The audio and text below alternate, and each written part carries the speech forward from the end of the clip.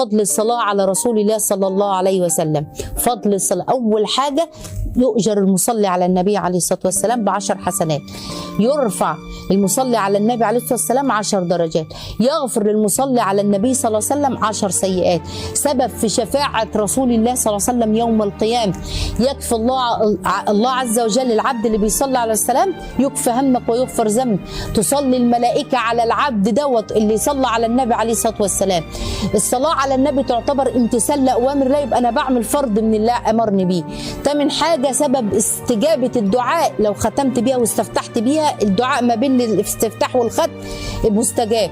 تاسع حاجة انك بتنفذ بتنقذ نفسك من صفة البخل. البخيل من ذكرت عنه ولم يصلي عليه، فلما نصلي على الرسول صلى الله عليه وسلم يبقى انا ما عنديش بخل.